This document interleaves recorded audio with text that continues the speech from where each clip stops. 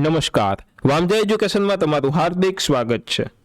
आजना video में आजना lecture में आजना topic में आपणे धोरण 10 विषय हिंदी नु एकम नंबर 16 जेमनु नाम छे चोरी તેમના સ્વાધ્યાયના પ્રશ્નો જવાબ સરળ સમજૂતી સાથે આપણે આ વિડિયોની અંદર જોવાના છીએ।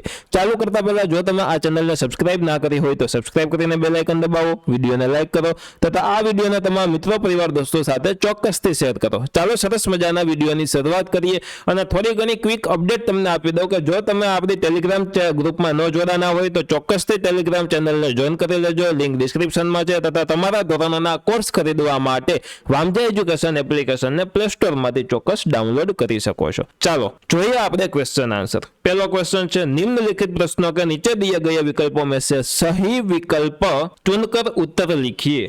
साचो विकल्प आपणे गोती अने जवाब आपवानो छे। मालती की आवाज सुनकर बिंदु की चाल में खाली जगह तो कि तेजी आ गई, जवाब आवशे। असली बात जानने का यह तरीका नहीं है, यह कौन कहता है तो के नंदन आ वस्तु किए छे। देखा लेना एक दिन यही, देख लेना एक दिन यही बिंदु घर में से खाली जगह उठाकर न ले जाए तो मेरा नाम मालती नहीं तो के जवाब आवशे सी ट्रंक। चौथुं, अरे वह तो नदी वाली कोठरी में पड़ा है, यह वाक्य कौन बोलता है तो कि आ वाक्य कुंदन बोले छे। पांचमू, नंदन ने पत्नी की बात सुनी तो उसके चेहरे पर खाली जगह आ गई तो कि प्रसन्नता भरी मुस्कुराहट आ गई। क्वेश्चन नंबर 2, निम्नलिखित प्रश्नों के एक एक वाक्यों में उत्तर लिखिए। पहलू, मालती के मन में बिंदु के प्रति क्या आशंका हुई? मालती के मन में बिंदु के प्रति चोरी की आशंका हुई। बीजू, मालती को शांत करते हुए नंदन ने क्या कहा? मालती को शांत करते हुए नंदन ने कहा कि असली बात जानने का यह तरीका नहीं है। त्रीजू, कूड़ा फेंकने की जगह पर नंदन और मालती को क्या दिखा? कूड़ा फेंकने की जगह पर नंदन और मालती को थोड़ी सी काजू और किशमिश दिखाई दी। क्वेश्चन नंबर 3, निम्नलिखित प्रश्नों के उत्तर 2-3 वाक्यों में लिखिए। એટલે કે નીચે આપેલા પ્રશ્નના જવાબ 2 થી 3 વાક્યોમાં આપણે આપવાના છે। પહેલું, नंदन ने बिंदु से चोरी की बात किस प्रकार मालूम की तो कि नंदन ने बिंदु से बड़े ही प्यार से, खूब प्रेम थी और गर्मी से बात करते हुए प्यार और नरमी से એટલે કે નરમાઈ थी અને પ્રેમથી વાત કરી અને समझाकर कहा कि वह बता दे कि वह मुट्ठी में छिपा कर क्या, वो मुट्ठी में छिपा कर क्या ले गया था। और नंदन ने बिंदु को भरोसा दिलाया कि अगर वह सच कहेगा तो कोई उसे कुछ भी नहीं कहेगा। बिंदु ने अपने दोष का किस प्रकार पश्चाताप किया? बिंदु ने जमीन पर पड़े थोड़े से काजू और किशमिश उठा लिए थे, परंतु ऐसा लग रहा था जैसे उन्हें दुनिया का सबसे बड़ा पाप कर दिया हो। अपने दोष का पश्चाताप करने के लिए वह भूखा प्यासा एकांत में मुंह छिपाकर पड़ा रहा। बिंदु ने न दिखने पर मालती को क्या चिंता हुई? बिंदु के न दिखने पर मालती को चिंता हो रही थी। शू तो कि बिंदु ने न जोवा पर मालती ने चिंता थती हती कि पूरा दिन होने के आया भूखा प्यासा बिंदु न जाने कहाँ भटक रहा होगा। એટલે કે ભૂખો પ્યાસો બિંદુ છે તે न जाने क्या भटकतो, क्या रखड़तो हशे। क्वेश्चन नंबर 4, निम्नलिखित प्रश्नों के 5-6 वाक्यों में उत्तर लिखिए। पहलू, नौकर के संबंध में नंदन और मालती के विचारों में क्या अंतर था? नौकर के संबंध में नंदन और मालती के विचारों में बड़ा अंतर था, खूब मोटू अंतर हतु। नंदन यह सोचता था कि एक नौकर के साथ घर के दूसरे सदस्यों के जैसा ही व्यवहार होना चाहिए। नंदन बिंदु को चोर नहीं मानता था। नंदन छे ते बिंदु ने चोर न मानतो हतो। बिंदु के मन में चोरी का भाव जगा, इसके लिए नंदन बिंदु और खुद को दोषी मानता है। बिंदु तथा पोताने पर दोषी माने छे। मालती के अनुसार बिंदु एक चोर था और उसके साथ सख्ती से पेश आना चाहिए और मालती मानती थी कि छोटी छोटी चोरी करने से ही बड़े चोर बनते हैं। એટલે કે નાની નાની ચોરી કરીને જ મોટા ચોર બને છે। वह मानती थी कि लातों के भूत बातों से नहीं मानते हैं। क्वेश्चन नंबर 2, चोरी का पता लग जाने पर नंदन ने बिंदु के साथ कैसा व्यवहार किया और क्यों? चोरी का पता चलने पर नंदन ने बिंदु के साथ नरम व्यवहार किया। नंदन ने बिल्कुल गुस्सा नहीं किया। नंदन यह मानता था कि जो चीज दूसरों को नहीं मिलती है वह हमें नहीं खानी चाहिए। जो चीज बीजाने न મળે તો આપણે પણ શું કામ ખાવાની એવું માનતો હતો। हम जो खाते पीते हैं वही हमें नौकर को भी खिलाना चाहिए। આપણે જે ખાઈએ છીએ પીએ છીએ તે આપણા નોકરને પણ આપણે આપવી જોઈએ। नंदन चोरी का पता चलते ही बिंदु को कमरे में ले गया और एक मुट्ठी मेवा निकालकर उसे खाने के लिए दिए ताकि वह चोरी न करे। तीजो प्रश्न, बिंदु के प्रति सहानुभूति जागने पर मालती ने क्या किया। बिंदु जब देर तक घर नहीं लौटा तो मालती को बहुत चिंता होने लगी। बिंदु भूखा था। यह सोचने पर मालती को सहानुभूति होने लगी और मालती ने बिंदु के बारे में पूछताछ की। वह खुद को अपने व्यवहार पर कोसने लगी।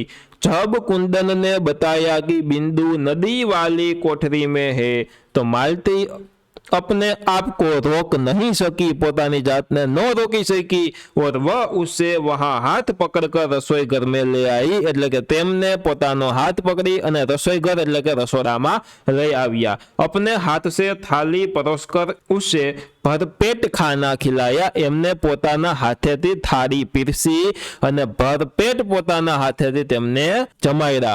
ક્વેશ્ચન નંબર 5, उचित जोड़ मिलाइए। बिंदु, नंदन बिंदु और बिंदु ठहर कहाँ जाता है तो कि एमां मालती અને એનો જવાબ આવશે માલતી। बिंदु और बिंदु ठहर कहाँ जाता है, जो आ आડા સાવડી વસ્તુ છે તેને આપણે લાઈનમાં ગોઠવવાની છે। જોવો જોઈએ, નંદન આડા સવડી વસ્તુ ઉપર લખેલી છે। मालती, सच बाबूजी मेरे हाथ में झाड़ू थी और कूड़ा था। बिंदु, જોજો હવે ને આપણે સરખા વાક્યમાં લખવાનું છે। बिंदु, सच बाबूजी मेरे हाथ में झाड़ू थी और कूड़ा था। जो जो मालती, बिंदु असली बात जानने का यह तरीका नहीं है। नंदन, હવે આને આપણે સાચા ક્રમમાં ગોઠવીને લખવાનું છે। नंदन, असली बात जानने का यह तरीका नहीं है। नंदन, बिंदु, अरे बोलता क्यों नहीं, मुंह में जबान नहीं है। मालती, मालती, अरे बोलता क्यों नहीं, मुंह में जबान नहीं है। 5मो प्रश्न, मालती, कुंदन, अरे वह तो नदी वाली कोठरी पड़ा है। नंदन, હવે જોજો એ નંદન નહીં આવે, અહીંયા कुंदन આવશે। कुंदन, अरे वह तो नदी वाली कोठरी पर पड़ा है। प्रश्न नंबर 6, निम्नलिखित शब्दों के विलोम शब्द दीजिए। बेईमान एमनु ईमानदार, मालिक एमनु थाशे नौकर, असली नु नकली, झूठ नु सच। प्रश्न नंबर 7मो, निम्नलिखित शब्दों की भाववाचक संज्ञा बनाइए। बच्चा एमनी भाववाचक संज्ञा शुं थाशे तो के बचपन। मुस्कुराना तो के मुस्कुराहट। लड़का तो एनु लड़कपन। प्रसन्न एनु प्रसन्नता। बुढ़ा एनु बुढ़ापा।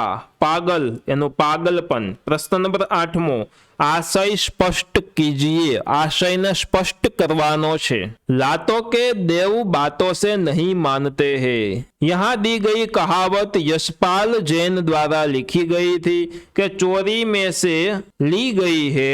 कहानी में यह कहावत मालती बोलती है। मालती नौकर बिंदु घर में से कुछ मेवे चुराते हैं। बिंदु जो घर में कोक मावा चुरा, मावा એટલે કે આપણે काजू बादाम पिस्ता હોય તે। मालती इस छोटी सी चोरी को बहुत बड़ा मानती है और मालती का पति नंदन बिंदु को चोरी के बारे में प्यार से पूछता है और वह बात मालती को पसंद नहीं आती है और मालती मानती है कि सब को प्यार की भाषा समझ में नहीं आती है। कुछ लोग प्रेम से समझते हैं तो कुछ लोग मार खाकर समझते हैं।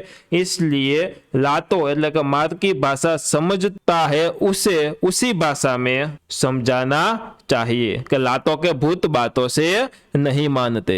बीजू, हम ऐसी चीजें क्यों खाए जो सबको नहीं मिलती, इसी से तो चोरी की भावना को जन्म मिलता है।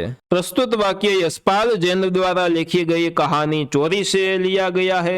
यह वाक्य मालती का पति नंदन बोलता है। यह वाक्य वह अपनी पत्नी मालती को कहता है। नंदन के घर का नौकर बिंदु घर में से कुछ मेवे चुराता है जिसका पता मालती को चल जाता है। मालती के लिए यह बहुत बड़ी बात है और इससे वह अपराध मानती है, लेकिन मालती का पति नंदन के लिए यह अपराध नहीं है।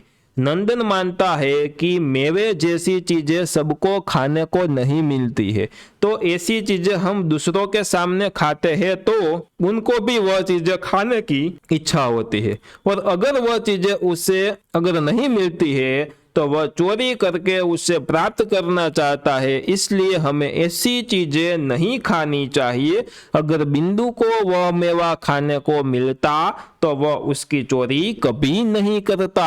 आनी साथे साथे आ पाठना स्वाध्यायना प्रश्न जवाब पूरा थाय छे।